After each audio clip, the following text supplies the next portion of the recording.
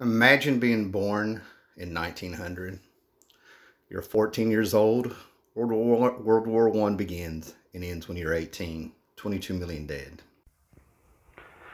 As adults, a lot of the themes and story inspirations that come from it, can be about mortality and how we deal with that mortality, or how we make characters out of characters such as death, concepts, sort of try to kind of rationalize our own mortality and stuff, right? And it's a process. They can be pretty heavy themes. You can have humor with them.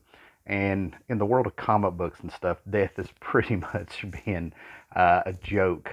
Probably going back, starting with Infinity Gauntlet back in 1991 by Jim Starlin, where half the universe was killed and brought back. In a lot of comic book historians, people who actually read their books and stuff, can go back and say maybe it was with Jean Grey and things. But mortality in stories is a real stake. It adds the tension to the story. It involves the reader who has come to really care about characters, and we become enmeshed and start seeing some of these characters as living and breathing people. This is a story about a man who is expecting a baby with his wife, but he found out he has a death sentence, and he starts trying to think about legacy, dealing with his mortality, accepting that he's going to die, and what is he going to leave for his child. It's a very tear-jerking story.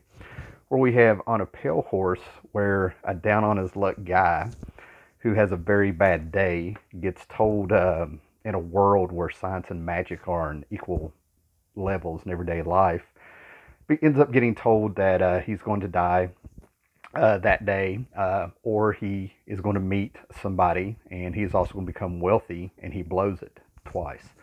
Ends up deciding to take his own life, and ends up killing death. And when you kill death, you become death. So it's a very unique story with a very unique atmosphere. So those are for grown-ups, more or less. As adults, we can deal with them and see them and have a life experience. Shortly after the world pandemic flu, which is referred to as Spanish, kills 50 million people. You get out alive and free. You're 20 years old. But then you get into the contradiction where you have cute little animated characters, little animals, anthropomorphic, where we tend to project a lot of human qualities onto wild animals, as it should not be. That's human nature, that's what we do. But I remember as a kid, the first time I had a weird feeling watching a movie, was seeing Bambi's mother get shot in this, right? Ralph Bakshi and some other animators and stuff have had a theme of, since the 60s and 70s at least, that I know of, saying that Disney will lie to you. This is from the 1930s, and as they went forward, that's pretty much what they were talking about. But they lie to kids and romanticize things, and we think about the fragility of children and things. So Bambi being shot has actually traumatized some people. But talking on a live show that I do, and I'm pretty sure that's where we were talking about it, we sort of wondered if there was a term for the genre. The show's called Cavern of Chaos, but we ended up talking about some of these animated stories, movies based on books, Plague Dogs, which I do not have, and Watership Down by Richard Adams, someone who I needed to research with. And as you can see, in order to watch this movie, we got this from another country. But anyway, these are pretty heavy stories. Charlotte's Web, which deals with mortality, if you will, is pretty much one of the more lighthearted, less heavy. Secret of Nim, based on the book Rats of Nim, is also another one that I watched as a child. And Watership Down, I was a little bit older. Very different in tone, intensity, and grounded more into the real world, if you will. And it's a contradiction because you have these lovely, funny-looking creatures that horrible things happen with. Secret of Nim is more or less maybe a little bit about a statement against experimenting on animals.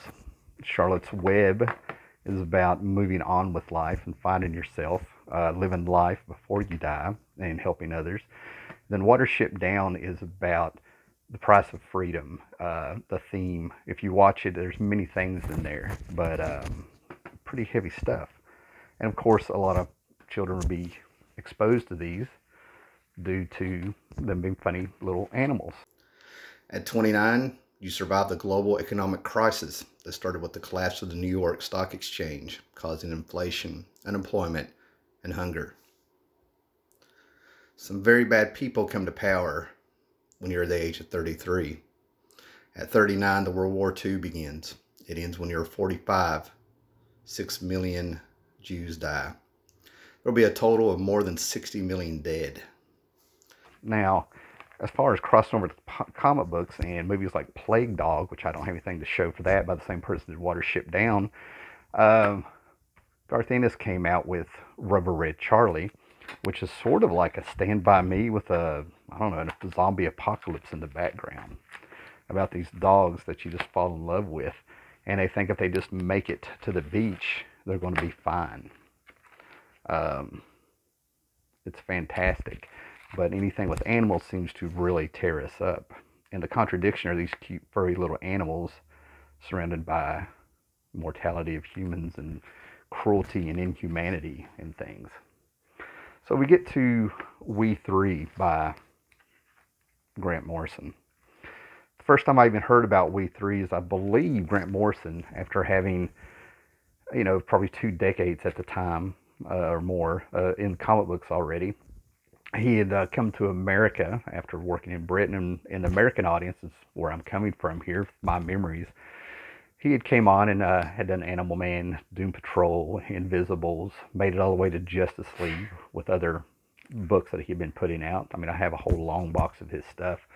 And then he made it to the X-Men. And after coming back from Marvel and the X-Men, he sort of became what I look at through the eyes of a reader, had reached a point in his work where I feel like it maybe became too easy, or maybe he experienced something that I feel like Alan Moore had experienced, where he finds out or realizes that a majority of his audience isn't as sophisticated readers as not sophisticated readers as he would like. Or perhaps doing comic books had become too easy and he wanted to experiment and challenge himself. And he put out a set of 3-issue miniseries through the Vertigo line where they were minimalistic approaches to story. How much story can I tell with this little effort? Which is actually quite genius work-wise, considering he was probably getting a good page rate and he didn't have to do as much work as he did on other books. But one of the books that was announced, of course, was Sea Guy, but we also had We3 mentioned in here. So I'm going to lift this up.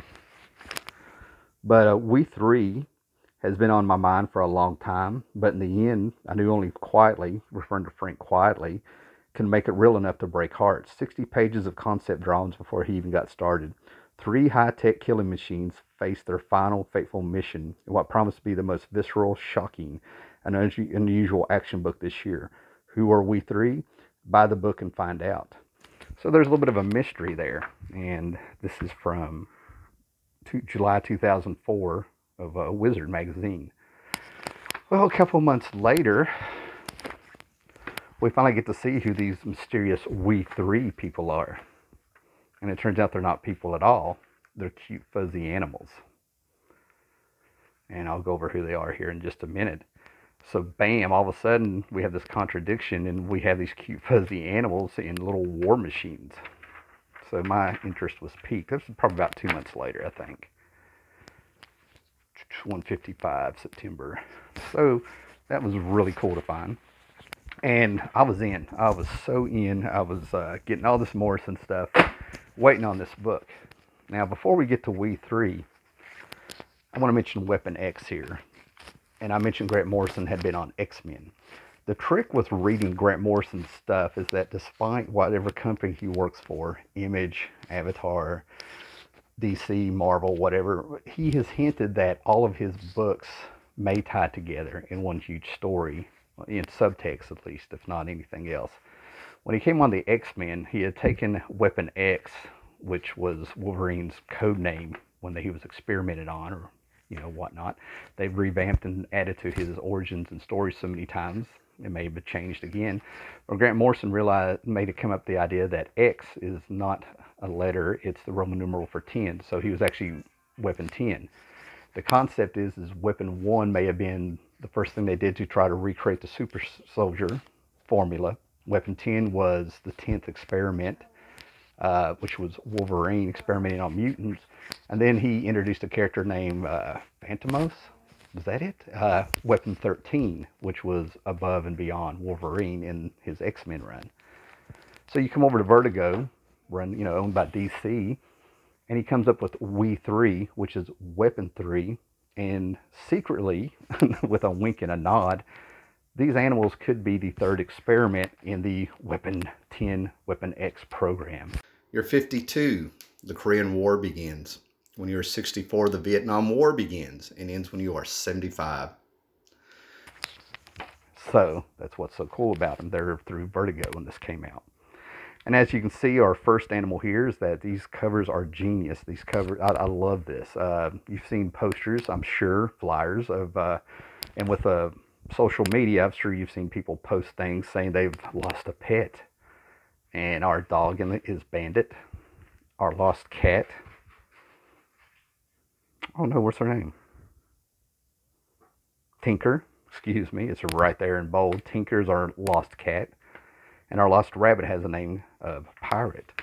So not only did the government not buy their animals, they either kidnapped them or somebody in the black market got them.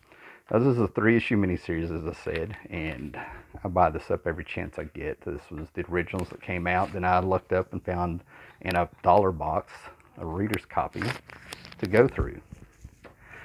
Now, one of the cool things about this is that, as you saw in that Wizard article I said a minute ago, that I read a minute ago, is that Frank Wiley got to shine in this. This is just a fantastic cinematic feeling story.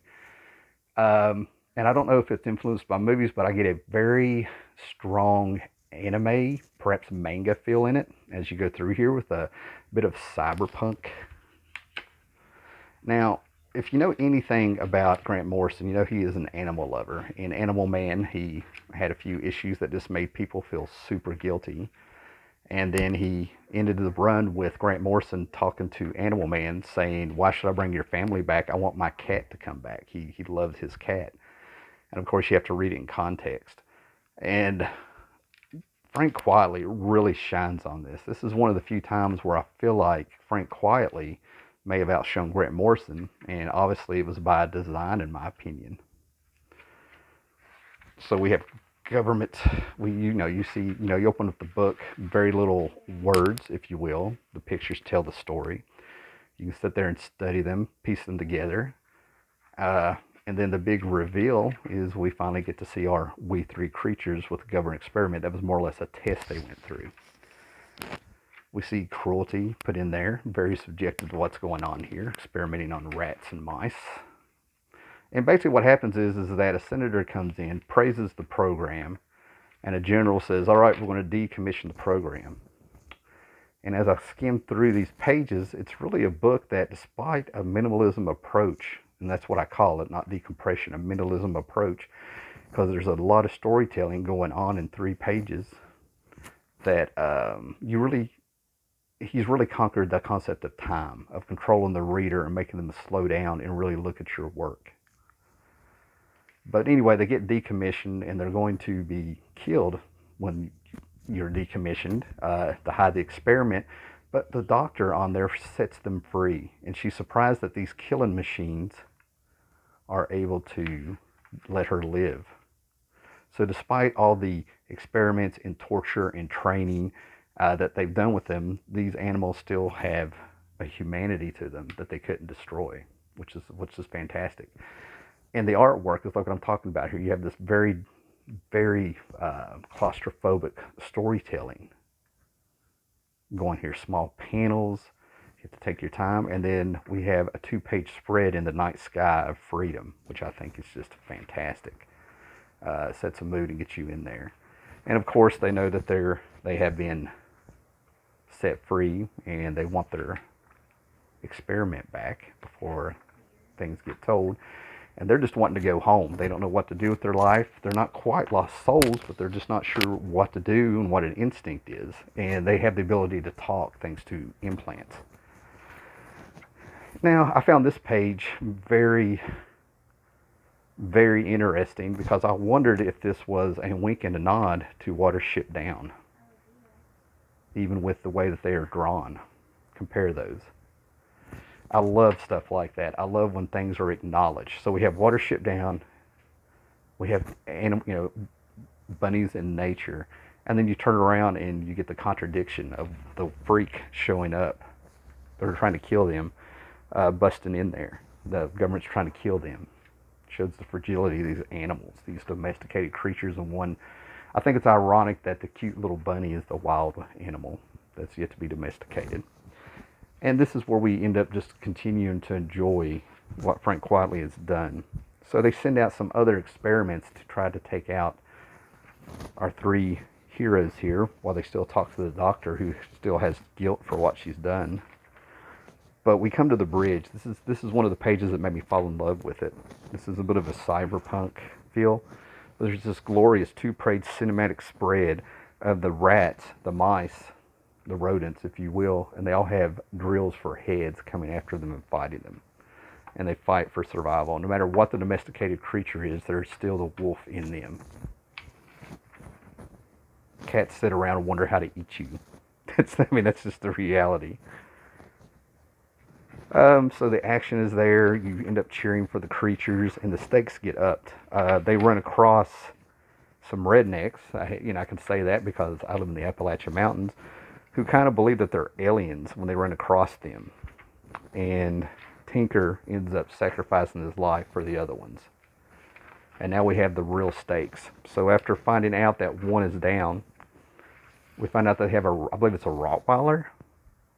They come out with the weapon. I think it was the fourth experiment where they upped it to more creatures capable of being more vicious, if you will, and they bring him out to chase them down. And then you're hanging for issue 3. So We3 has a lot of themes about mortality, anthropomorphic animals, the story been told. And I really feel like it's influenced by Richard Adams, because I've done very little research on Richard Adams, but I do know that his books came out in the 70s, and then after a few short years, they were turned into animated cartoons, like I said, Watership Down and Plague Dogs. And I do know that Richard Adams grew up in that era of, we were coming out of World War II, we had Vietnam going on, mortality. I think he probably had friends that died in the service, and I believe he had some survivor's guilt. So the contradiction of fuzzy little animals and mortality, I don't know if that's something that it's just slowly start introducing children to, but children are resilient, and I just think the contradiction makes for fantastic storytelling, even though it's not up to me to decide what age a child should watch this stuff. Anyway, thanks. I just want to get some thoughts out there, show off a few things, and everybody be excellent to each other. Bye-bye.